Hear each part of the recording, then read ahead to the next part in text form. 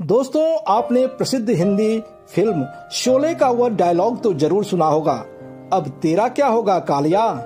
यह डायलॉग आज के संदर्भ में पाकिस्तान के लिए बिल्कुल फिट बैठता है। अब तेरा क्या होगा पाकिस्तान।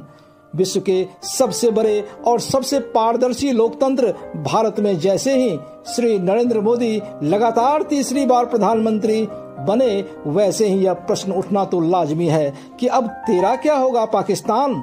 क्योंकि मोदी 2.0 में पाकिस्तान और आतंकवाद को लेकर जिस प्रकार से भारत की बहुत ही सख्त नीति रही है, वह निश्चय ही मोदी 3.0 में पाकिस्तान को घुटनों पर ला सकता है।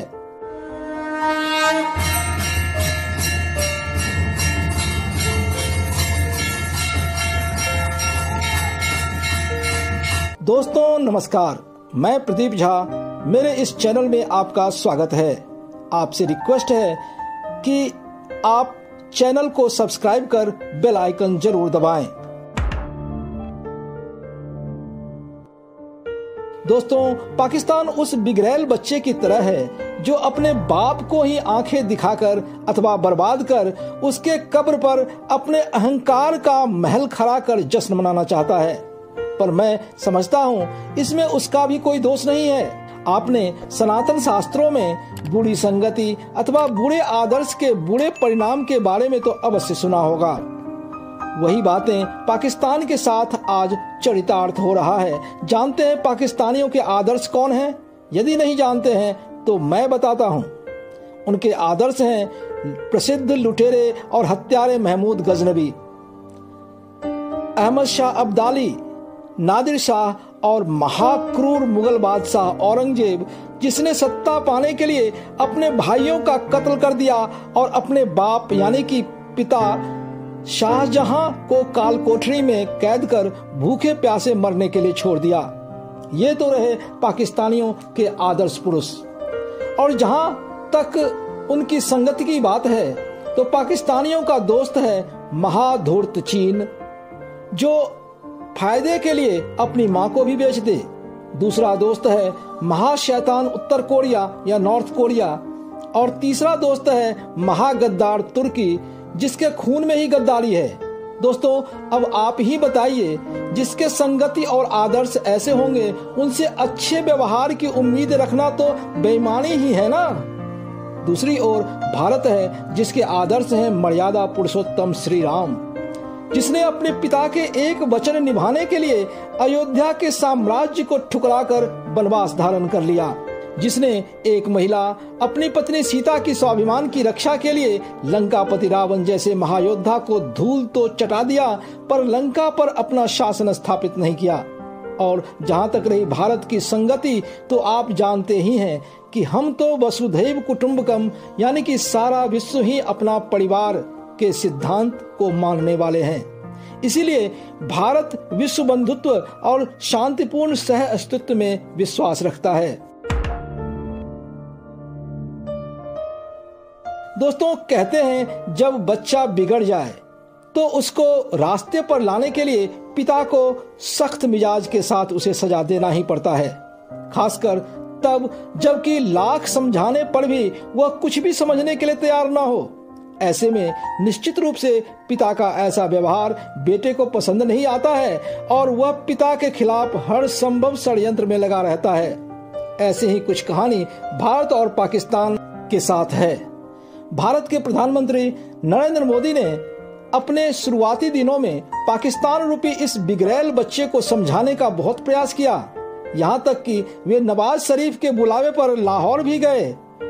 पर पाकिस्तानी तो आखिर पाकिस्तानी ही हैं। उसने वाजपेयी जी की तरह ही मोदी जी के इस अच्छे प्रयास के पीठ पर खंजर भोंक दिया और उरी और पठानकोट में आतंकवादी हमला कर मोदी जी के शांति के सभी प्रयास पर पानी फेर दिया। तब मोदी जी को समझ आ गया कि ये तो लात के भूत हैं, ये बात या प्यार से कैसे मानेंगे। और इसीलिए उन्होंने पाकिस्तानियों को सबक सिखाने के लिए अपना डंडा उठा लिया। दोस्तों, मोदी जी के इसी मार से बचने के लिए ये पाकिस्तानी दुआ कर रहे थे कि किसी प्रकार से मोदी जी तीसरी बार प्रधानमंत्री ना बन सके। पर लगता है इनकी दुआ कबूल नहीं हुई। आखिर नापाक इरादे से की गई दुआ भी अल्लाह कबूल नहीं करता है। इसलिए आज यह प्रश्न सामने आया है कि अब तेरा क्या होगा पाकिस्तान।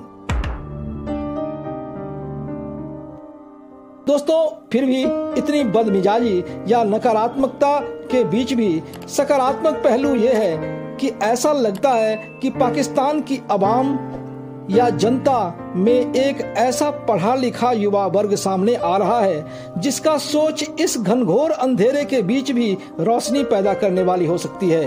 मैं प्रदीप झा अभी तक के अपने जीवन के अनुभव के आधार पर और जो भी बातें सोशल मीडिया या यूट्यूब चैनल के माध्यम से सुना है, मैं गारंटी के साथ कह सकता हूं कि पाकिस्तानी समाज अब बदलाव की ओर इशारा करने लगा है।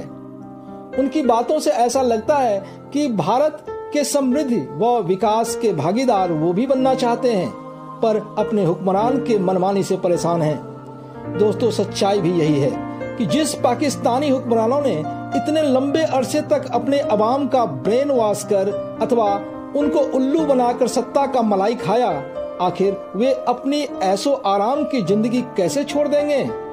उनको तो कर्ज लेकर मलाई खाने की आदत हो गई है।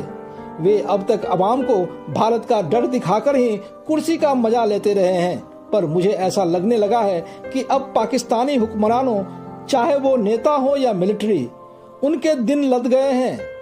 अब अवाम सच्चाई समझने लगी है, इसीलिए वे हुक्मरानों के खिलाफ बगावत पर उतारू हो गए हैं। मोदी जी से मेरी यह प्रार्थना है कि वे कुछ ऐसा करें कि पाकिस्तानी हुक्मरान घुटनों पर आ जाए और वहां की अवाम राहत की सांस ले सके। आखिर पाकिस्तान भी 1947 से पहले हमारा ही हिस्सा था। मेरा मानना है कि मोदी जी ही ये सब कर सकते हैं, उनके लिए कुछ भी नामुमकिन नहीं है।